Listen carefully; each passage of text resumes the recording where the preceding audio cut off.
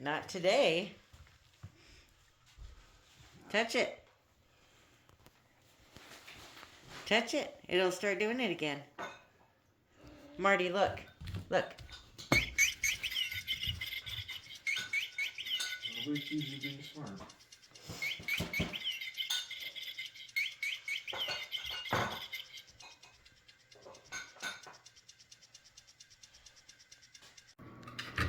So, who's going to tell her that she's not a cat?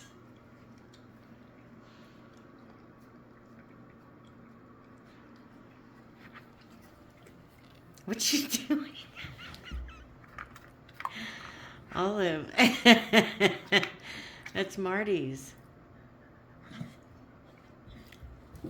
This is why I can't keep this place clean. Look, I got stuffing right here on the carpet from one of her toys. She's so playful and fun. She gets zoomies multiple times a day. What are you doing? Spaz? Hello. Sorry about the glare. I got all set up and sat down, and then the sun decided to assault me. I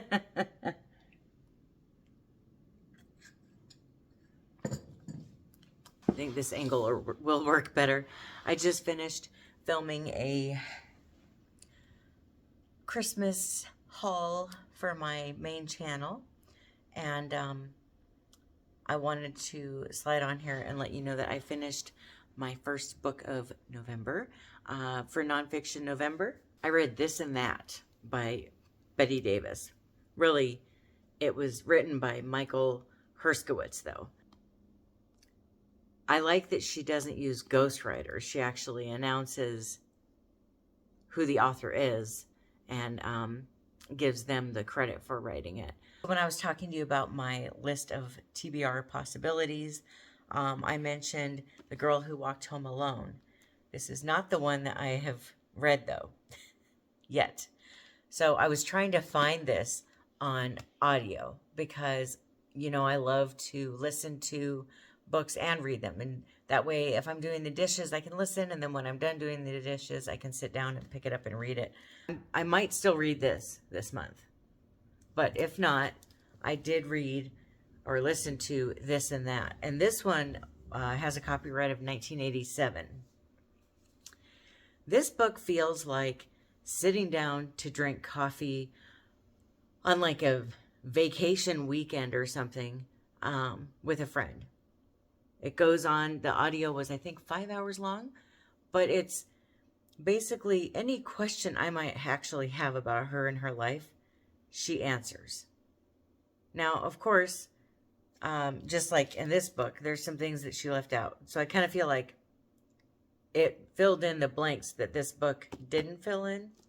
So I got to hear about what she thought of Faye Dunaway a little bit more in depth, and why she ended up divorcing, is it Gary Merrill? That kind of stuff. And how her divorce affected her, that last one especially.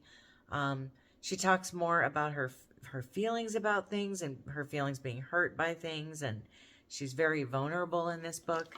This book was originally written, or I think, was it written this way, or did she start writing it because of this? It was about her recovery from having a stroke, and just kind of trying to help give people information about how they can recover from health issues and strokes. And it doesn't talk a whole lot about that, though. So I'm wondering if maybe it started that way and then moved into a different direction. So basically, the publisher who had published other books of hers, suddenly decided to pull out. And she thought, what? Why would you pull out? And then she found out a few days later that her daughter had wrote a memoir about her that was very nasty. And so she realized, and it was by that publisher, or it was published by that publisher. So she ended up just, I think, kind of switching gears in this book and just talking about her life and her feelings about things.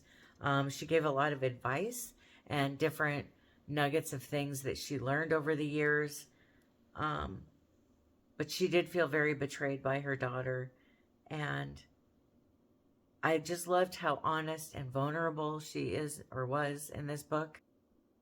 I feel so sad reading this book too, hearing about her and just talking about different ways that girls can hurt their mothers. And I think some of the ways that she was talking about don't even have to do with trying to hurt your mother, but it does different things that do. So I feel bad, Mom. I'm sorry. But I've probably broken your heart multiple times over the years. I never meant to do that. But it really kind of hit me a little bit how much I may have affected my mother throughout my life. And I feel bad. I mean, I can't change the past, but I still feel bad.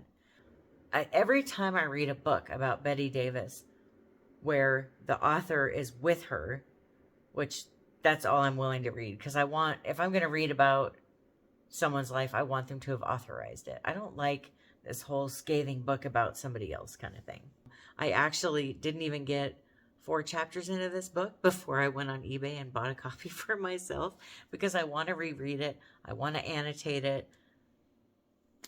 I'm obsessed. I love this woman, and I've never met her, and I never will.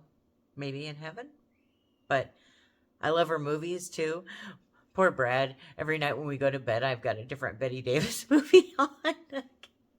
I do. I love her acting. She's my favorite actress of all time.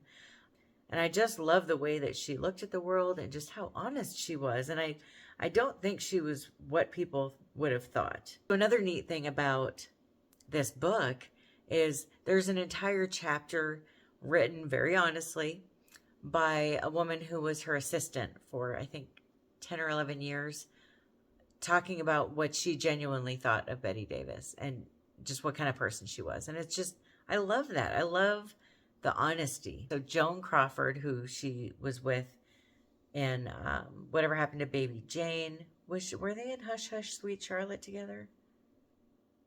She mentioned it too, and I already forgot. I think they were. Anyway, she talks about their relationship and what she thought of her. So yes, Betty Davis walks on water. I love her. Don't say anything bad about her. You. No, don't get up. You stay there.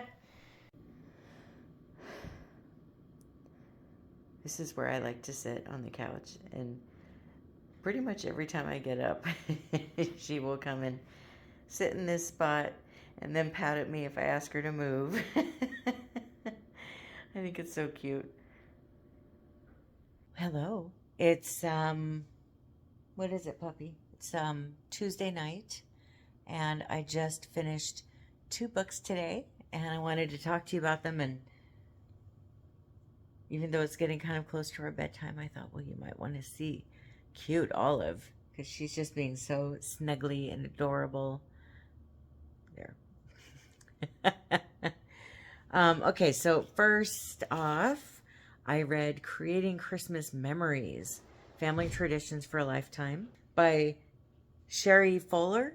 I'm not sure which of the pronunciations she uses, but this is an older book, and let's see, when was it published? It's got a copyright of 1991. Wow, this is an older book. What year was I? I think I was in 8th grade or something in 91. But it is kind of geared towards people with kids, but I also feel like it's geared towards people with nieces and nephews or just kids in their life in general. But even if you don't have kids in your life, I still feel like you could get some value out of this book. It just really helped me get in the holiday spirit, which I've been struggling this year for some reason to get as into holidays as I usually do. There's information in here about keeping track of your memories and advent calendars and wreaths and stockings and different things that you can do that smell good to make your house smell amazing. She's got a bunch of recipes in here, and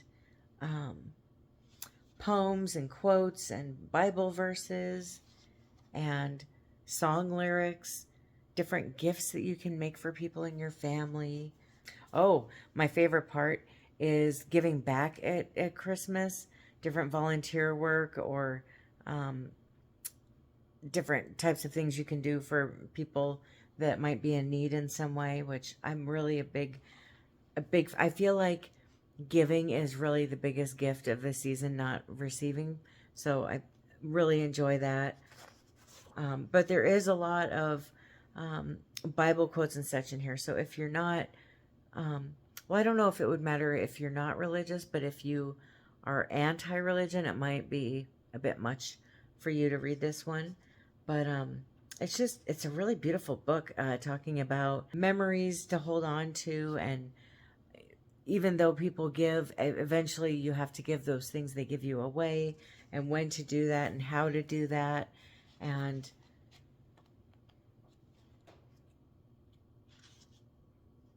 lots and lots and lots of recipes. And I think I mentioned song lyrics, right? She's also even got recipes for, or a recipe for, if you want to make a gingerbread house, how to make the stuff to make the gingerbread house with. She's got the Christmas story in here. It's just really full of a lot of beautiful Christmas goodies. And it really helped get me in the holiday mood. Really enjoyed this.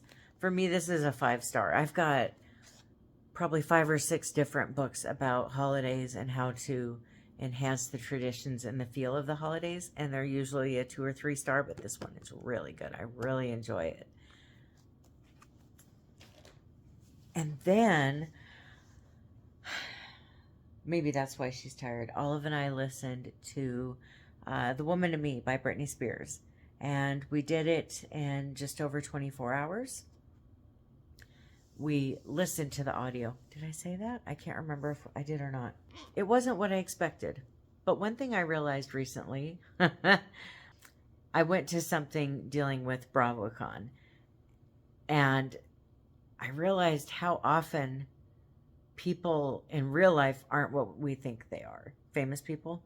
A lot of my favorite memories of meeting famous people had to do with people that maybe I didn't know who they were when I met them. So I didn't have any preconceived notions of what they might be like. But a lot of famous people aren't really what you're thinking when you meet them. And Britney Spears is no different. She's definitely not what I thought. I just have a lot of takeaway thoughts on the book. I don't really want to talk about what happens in the book because I really think if you like memoirs, you should read it. She did write it. And I think that there's a lot that most people could get from this book. So I don't want to give anything away. Of course, you probably already know a good chunk of what happens. There's so many people that have been kind of giving spoilers out to the book. And I mean, even like I was on Instagram and People Magazine was saying, oh, Britney says this. And it's like, well, thanks. I didn't read the book yet, but you know, that kind of thing. I'm not talking about other booktubers who are spoiling it. I mean, people on social media that aren't booktubers. Okay, takeaways. I think it's easy when you're not a rich person and you don't have money to assume that rich people just have the easiest, happiest life. And this book will really, if you feel that way, because I've tend to feel that way, not being a well-off person myself, I think if you read this book, it will help you really feel and understand that just because somebody has money, that doesn't mean that they're happy. It doesn't mean they feel fulfilled. And in Britney's case, it doesn't even mean that you have the money that you have. I'm talking about when she was in her conservatorship. There's one part I will tell you about in the book where she's talking about not even having access to the money that she makes. She talks a lot about self-care, self-love, honoring who we are and what our needs are, but specific to who we are. Because our needs and who we are and honoring who we are is a very personal thing. We're all so different from each other. I mean, yeah, we're all alike in a lot of ways, but at the core of it, who we are, it's very different. And I really enjoyed reading about that. I thought it was beautiful. She did talk about her faith a little bit, which I really enjoyed. I felt really bad for her at times. I mean, I just can't imagine during the conservatorship. She describes not being able to drink coffee,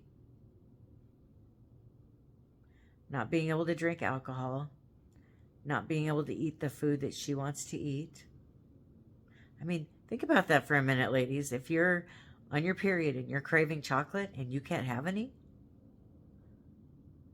I might hurt somebody physically if I couldn't have chocolate when I want it like that. Like and I think about, I don't know if men go through this or not, but the cravings that we have for certain things when we have them, feeling that way and not being able to eat what we want. Ooh, that's brutal. This is a very inspiring story about trying to grow as a person, staying strong, not giving up, being independent, setting boundaries with people, and sticking up for yourself. And also, she does talk a few times about boundaries and how when you set them with people, they will push you back and hard. And having a narcissistic parent or parents, kind of felt like both of her parents were narcissistic. But and how hard that is, how much you just either have to play their game, which was the conservatorship, or you have to get them out of your life. It's very eye-opening about the freedom that we have here in America and how fragile that freedom is. But I think the worst feeling ever in the world is being controlled and manipulated by a narcissist. I did laugh a couple times, and I actually cried in this book, which I don't typically do. So I was really feeling emotional for her and on her behalf. And I think part of why I was feeling so emotional about her was Brittany does not have a victim mentality, and I am here for that. I'm not a fan of the whole, like, wah thing. I like that she's not a victim. She's just stating what happened and what she did about it. She's not really crying about it. So I don't feel sorry for her. I am proud of her. I'm proud of her strength, her personal growth. I think it's a very beautiful thing. I think she should keep doing her, being herself, enjoying her freedom, and everybody else can just live with it. So I did think this was an amazing book. I recommend it to everyone, and I gave it 5 stars.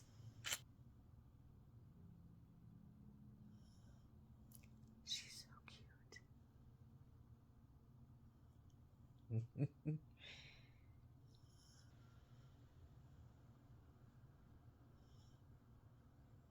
She's so sweet.